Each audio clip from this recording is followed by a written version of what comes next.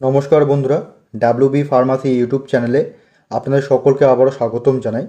আমি পবিত্র বিশ্বাস, একজন ফার্মাসিস্ট। আজকে আমরা একটা ডার্মাটোলজিস্ট প্রেসক্রিপশন নিয়ে এসেছি স্কিনের সমস্যার উপরে। যেখানে আপনারা দেখতে পারবেন যে এখানে 59 বছর বয়স্ক একজন ব্যক্তি, উনি ওনার সমস্যা যেটা জানিয়েছেন, যেটা হচ্ছে ফুট এক্সিমা উইথ ক্র্যাকস। অর্থাৎ বেশিরভাগ ক্ষেত্রে আমরা গ্রামেগঞ্জে দেখে থাকি যে ব্যক্তিরা মাঠে ঘাটে কাজ করেন বা ধুলোবালির মধ্যে কাজ করে থাকেন বা শুষ্ক আর্দ্র পরিবেশে তাদের পায়ের মধ্যে ফাটল দেখা যায়, যে ফাটল প্রচণ্ড চুলকানি হয়। ফাটল হওয়ার কারণে পায়ে প্রচণ্ড ব্যথা হয়। সেই কারণে তিনি স্কিনের ডাক্তারকে দেখিয়েছেন। সেই ডাক্তারবাবু ওনাকে কিছু খাওয়ার ওষুধ, ইনজেকশন এবং লাগানোর জন্য দু ধরনের এক ধরনের ওয়েনমেন্ট, একটা ক্রিম দিয়েছেন। তো সম্পূর্ণ ভিডিওটি একটু মনোযোগ সহকারে দেখবেন এবং কী কারণে এই সমস্যাগুলো হয় সেটা স্বল্প বিস্তারের মাধ্যমে জানাবো, এবং ওষুধের ডোজ এবং কী উদ্দেশ্যে এই ওষুধগুলো দেওয়া হচ্ছে সেটাও আমি বিস্তারিত বলবো। তো ভিডিওটি পর্যন্ত শেষ পর্যন্ত অবশ্যই দেখবেন। তো বন্ধুরা, এখানে যেটা আপনারা দেখতে পাচ্ছেন যে ফুট এক্সিমা, এক্সিমা যেটা একটা গ্রিক ভাষা থেকে এসছে। এক্সিমার একটা সবচেয়ে সাধারণ রূপ হচ্ছে কিন্তু অ্যাটোপিক ডার্মাটাইটিস।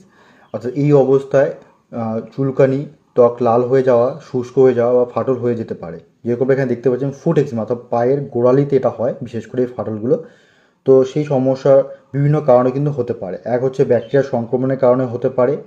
দ্বিতীয়ত হচ্ছে পরিবেশের কারণে হতে পারে। পরিবেশ যদি শুষ্ক হয় বা ঠান্ডা জলবায়ু থাকে সেক্ষেত্রে হয়, বা অতিরিক্ত তাপের কারণে হতে পারে। অর্থাৎ শরীরের ত্বক যদি শুষ্ক হয়ে যায় বা ডিহাইড্রেট হয়ে যায়, তো বিভিন্ন কারণে কিন্তু হতে পারে। কিন্তু এইখানে যেটা দেখতে পাচ্ছি যে পায়ের মধ্যে যে ফাটলটা হয়েছে সেটা কিন্তু প্রচণ্ড বেদনাদায়ক এবং গভীরভাবে হয়েছে, এবং সেখানে কিন্তু চুলকানি টাইপের হয়েছে। তো সেখানে ডাক্তারবাবু যে প্রথম ওষুধটা অ্যাডভাইস করেছেন সেটা হচ্ছে ট্যাবলেট। দেখতে পাচ্ছেন যে ট্যাবলেট হাইজেড 25 মিলিগ্রাম।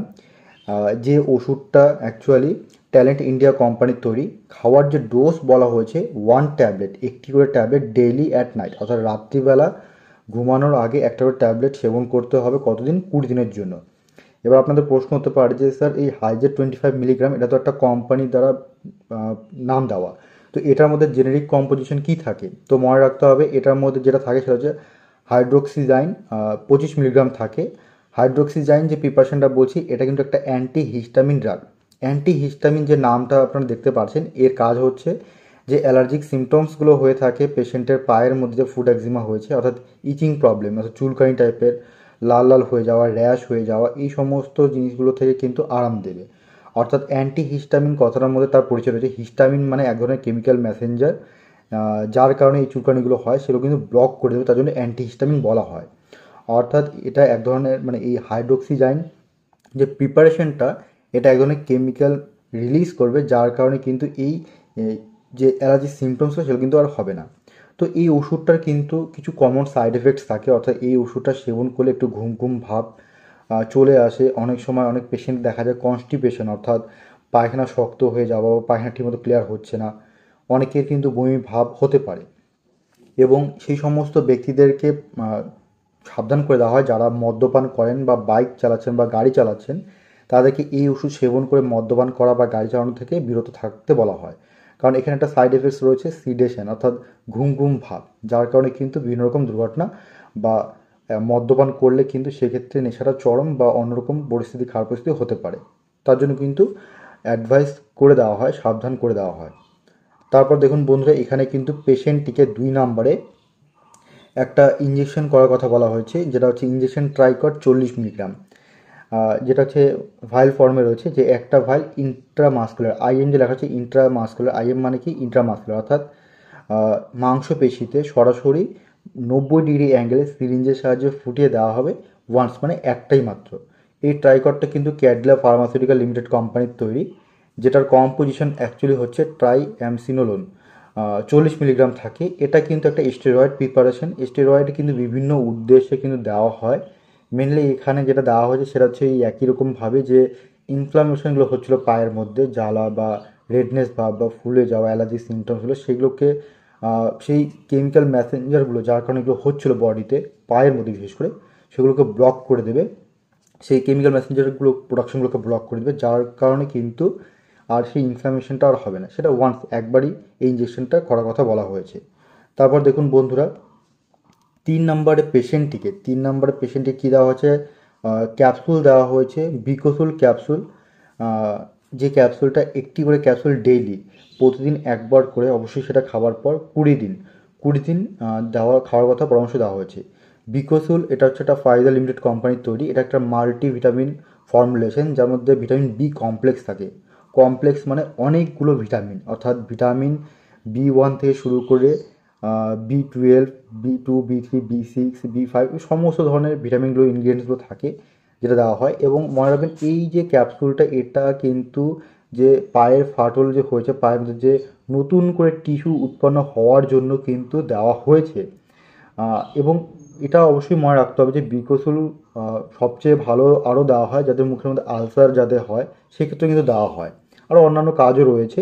তো এখানে কিন্তু মেনলি টিস্যুগুলো, পায়ের ফাটল যে রয়েছে সেখানে রিপেয়ার হওয়ার জন্য কিন্তু দেওয়া হয়েছে। এবং এই ওষুধটার একটা সাইড এফেক্টস বলা যাবে না, বা ড্রাগ রিয়াকশনের কারণে বেশিরভাগ পেশেন্টদের কী হয়, ইউরিনের কালার কিন্তু ইয়েলো হয়, অর্থাৎ হলুদ হয়ে যায়। এটা কিন্তু ওষুধের কারণে, এটা মনে রাখবেন। আচ্ছা, এটার মধ্যে যে কী ইনগ্রিডিয়েন্টস থাকে, ভিটামিন বি 1 যেটাকে থায়ামিন বলা হয়, থায়ামিন মনোসাইটেট, সেটা কিন্তু 10 মিলিগ্রাম থাকে। এরকম অনেকগুলো ইনগ্রিডিয়েন্টস থাকে, যেমন বি 2 যেটাকে রিবোফ্লাভিন বলা, সেটাও 10 মিলিগ্রাম থাকে। বি 3 যেটাকে নায়াসিনামাইড বলা হয়, সেটা 100 মিলিগ্রাম থাকে। বি 6 যেটা পাইরিডক্সিন হাইড্রোক্লোরাইড, সেটা 3 মিলিগ্রাম থাকে। বি 7 যেটাকে বায়োটিন বলা হয়, সেটা হচ্ছে 100 মাইক্রোগ্রাম থাকে। বি 9 যেটাকে ফলিক অ্যাসিড বলা হচ্ছে, বি 12 কোলামিন, এবং বিভিন্ন রকম ইনগ্রিডিয়েন্টস কিন্তু এখানে থাকে। এবং কিছু কিছু ক্ষেত্রে কিন্তু এখানে মারাবেন ভিটামিন সি থাকে, সেটাকে করবিক অ্যাসিড বলা হয়, যেটা 150 মিলিগ্রাম কিন্তু থাকে। তো এই উদ্দেশ্যে কিন্তু ভিটামিন যে এই ক্যাপসুলটা রয়েছে মাল্টিভিটামিন বি কমপ্লেক্স, এটা কিন্তু দেওয়া হয়েছে। তারপর দেখুন বন্ধুরা, এখানে কিন্তু পেশেন্টটিকে একটা ওয়েনমেন্ট লাগানোর পরামর্শ দেওয়া হয়েছে, যেটা টপিক্যাল 6% ওয়েনমেন্ট, যেটা অ্যাপ্লাই করতে বলা হয়েছে লোকালি সেই পা ফাটার জায়গাটিতে টুইস ডেলি, দিনে 2বার করে। তো প্রথমে পায়ের ফাটলের জায়গাটাকে ভালো মতো গরম জল দিয়ে ভালো মতো পরিষ্কার করে নিতে হবে, সেখানে যেন কোনো মাটি লেগে না থাকে। সবচেয়ে ভালো হয় গরম জলটা ঠান্ডা করে সেটার মধ্যে একটুখানি লবণ মিশিয়ে সেটার মধ্যে পাটাকে চুবিয়ে, মানে ডুবিয়ে রেখে 5 মিনিট মতো ডুবিয়ে রেখে তারপর সেটা বের করে ভালো মতো পরিষ্কার করে শুকনো কাপড় দিয়ে পরিষ্কার করে তারপর কিন্তু ওয়েনমেন্ট লাগাতে হবে দিনে 2বার। তো টপিক্যাল 6%, এটা কিন্তু সিস্টোপিক ল্যাবরেটরি কোম্পানির তৈরি, যার মধ্যে কম্পোজিশন থাকে ক্লোবিটাসল থাকে 0.05% ওয়েট পার ওয়েট, আর আরেকটা যেটা থাকে স্যালিসাইলিক অ্যাসিড 6% থাকে ডাব্লিউ, যার কারণে টপিক্যাল 6% বলা হচ্ছে। এই দুটো কম্বিনেশন একসঙ্গে হয়ে কিন্তু এই এক্সিমা টাইপের যে সমস্যাটা পায়ের মধ্যে যে হয়েছে সেটা ট্রিট করার জন্য দেওয়া হয়। অর্থাৎ এরা লোকালি কাজ করবে, ওয়েনমেন্ট যেহেতু, এরা রেডনেস বা ইচিং বা সোয়েলিং যে সমস্যাগুলো সেগুলো কিন্তু ঠিক করবে। অর্থাৎ কীভাবে করবে, এরা যে পায়ে ফাটল যে ডেড স্কিন সেলসগুলো রয়েছে সেগুলো কিন্তু সরিয়ে ফেলে, রিমুভ করবে।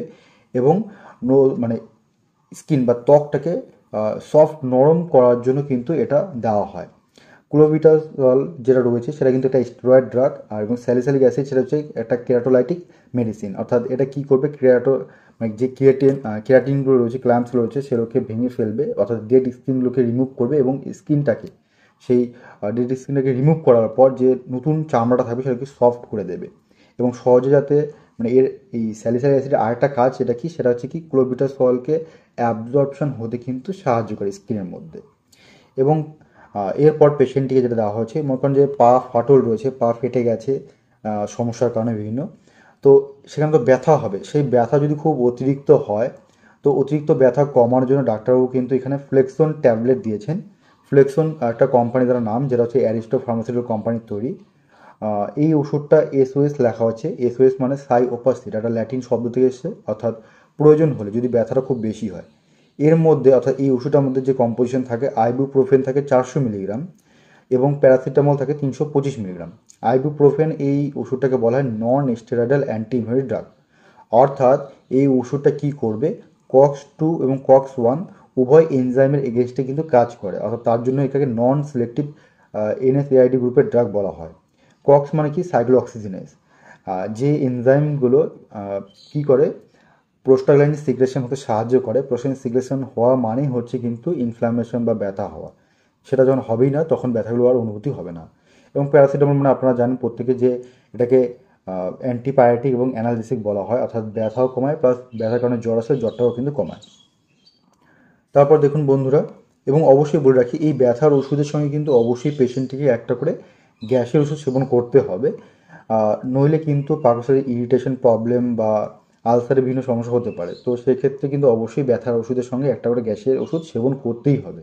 এবং অবশ্যই মনে রাখবেন ভরা পেটে খাবার পর ব্যথার ওষুধ খেতে হবে, খালি পেটে ওষুধ অর্থাৎ ব্যথার ওষুধ কখনোই সেবন করতে হয় না। এটা কিন্তু পেশেন্টকে জানিয়ে দিতে হবে অ্যাজ এ ফার্মাসিস্ট হিসাবে। তারপর দেখুন বন্ধুরা, এখানে পেশেন্টটিকে একটা ক্রিম দেওয়া হয়েছে, জেরিনা ক্রিম, যেটা লোকালি লাগাতে বলা হয়েছে পায়ের সেই ফাটলের জায়গায় রাত্রিবেলা। এই জেরিনা ক্রিম সেটা কিন্তু সান ফার্মাসিউটিক্যাল ইন্ডাস্ট্রিজ লিমিটেড কোম্পানির তৈরি।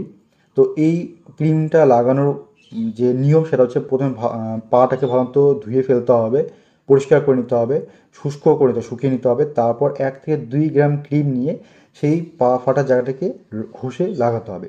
তারপর কিছুক্ষণ পাটা শুকিয়ে নিতে হবে, ক্রিমটা যেন শুকিয়ে যায়। শুকিয়ে যাওয়ার পর আবার আরেকটু মানে পুনরায় আবার লাগাতে হবে। এইভাবে কিন্তু পাটা লাগানোর পর, ক্রিমটা লাগানোর পর 8 ঘন্টা কিন্তু রাখতে হবে। এবং যখন রাত্রিবেলা লাগানো হবে পায়ে সেই ক্রিমটা যেন বিছানা না লেগে যায়, তার জন্য পেশেন্টগুলোকে বলা হয় যে আপনারা মোজা পরে নেবেন, যাতে বা সক্স যেটা বলা হয় যে পরে নেবেন, যাতে ক্রিমটা পায়ের মধ্যে লেগে থাকে এবং বিছানা যেন না লাগে। এবং কোনো কারণে যদি এই ক্রিমটা চোখে বা নাকে ছিদ্রে বা মুখে চলে যায়, তাহলে সঙ্গে সঙ্গে কিন্তু ধুয়ে ফেলতে হবে, যেন ইরিটেশন বা লাল ভাব যেন না হয়। এবং কোনো কারণে যদি পেশেন্টের পায়ে সেই জায়গার যদি ইরিটেশন হয়, খুব চুলকাচ্ছে বা লাল হয়ে যাচ্ছে, তাহলে কিন্তু সেটা বন্ধ করে দিয়ে ডাক্তারের পরামর্শ গ্রহণ করতে হবে। এই ক্রিমটা ব্যবহার করলে কিন্তু বিভিন্ন সুবিধা রয়েছে। প্রথম সুবিধা হচ্ছে কি, যে রাফনেস ভাবটা যে রয়েছে, যে ক্র্যাক যে রয়েছে পা ফাটাটা, সেটা কিন্তু কমবে এবং পায়ের স্কিনটা কিন্তু সফট হবে এবং পাটাকে বেশ আর্দ্র ভাব রাখবে, ময়েশ্চার রাখবে।